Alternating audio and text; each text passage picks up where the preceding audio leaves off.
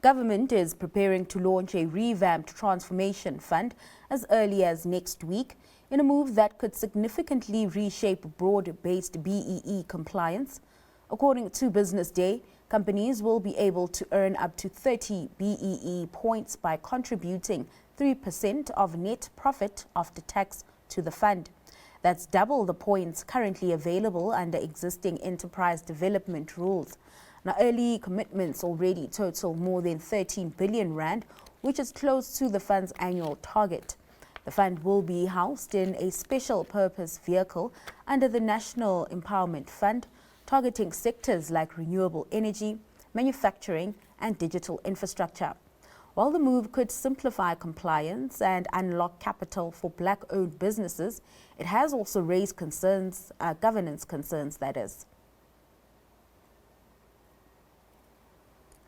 The Commissioner of the Revenue Service has warned that the country is not winning the battle against organized crime in the illicit economy.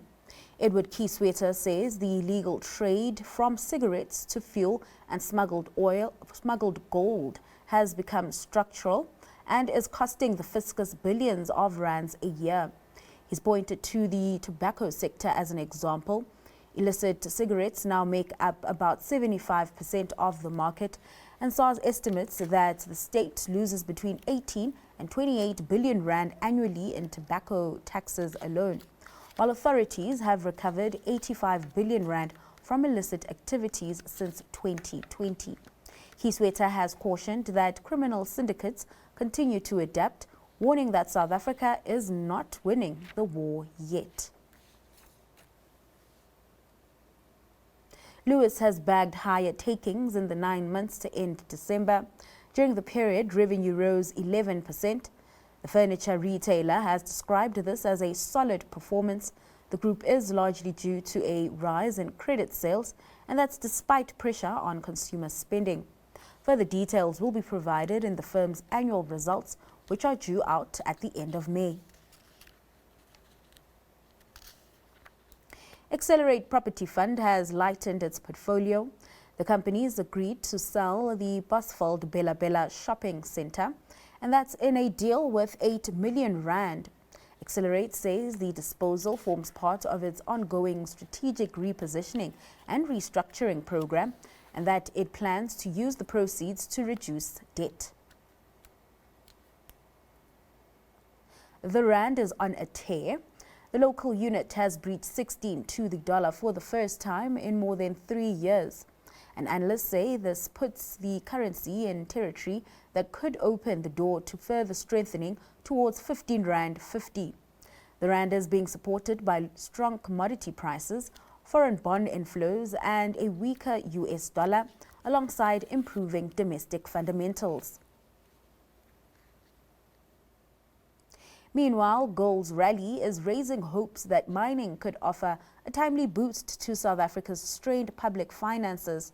The metal has surged past $5,000 an ounce. The rally follows a difficult year for Treasury revenues after weak platinum group metal prices and rising electricity, labor and water costs slashed mining tax payments by nearly 50% in 2024. But the outlook has now shifted sharply. Strong demand for gold, platinum and palladium, driven by global trade uncertainty, has lifted metal prices and mining shares, improving profitability across the sector. Given this, the sector is emerging as a potential fiscal bright spot for the year ahead.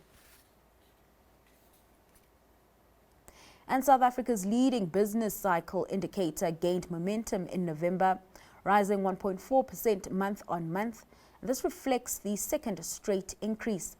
The improvement was driven by stronger growth in real money supply and increased job advertising, pointing to firmer economic activity ahead. But some pressure remains as a result of weaker vehicle sales and a narrowing interest rate spread. Further afield, Donald Trump plans to raise tariffs on South Korean imports into the U.S. related to autos, lumber and pharmaceuticals to 25%, while criticizing the allies' legislature for failing to enact a trade deal with Washington. Let's take a look at this report for more. Donald Trump said that he is increasing tariffs on South Korean imports into the U.S. In a Truth Social post, the U.S. president said that South Korea's legislature was not living up to its side of a deal with the United States.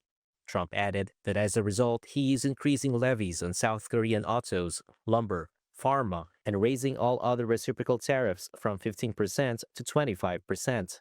It's not immediately clear when the hike would take effect.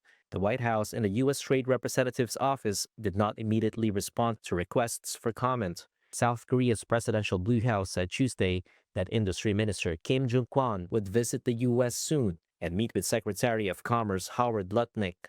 Seoul said it had not been officially notified about the U.S. tariff hikes. That South Korea's presidential advisor would meet with related ministries to discuss measures. South Korea's benchmark Kospi index plunged close to 5% from the open on Tuesday following the news, but later reversed course and was up around 1.5% by late morning. The won weakened 0.5% against the dollar in early trade after hitting a near one-month high on Monday. The deal between the allies was announced last year and includes a $350 billion South Korean investment into the U.S. Exports from the Asian nation hit a record high of just over $709 billion in 2025, up 3.8% from 2024. But U.S.-bound shipments fell 3.8%, though the country was still Seoul's second biggest market after China.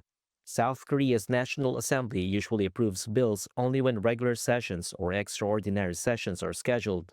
The next bill review sessions are due to start on February 3rd.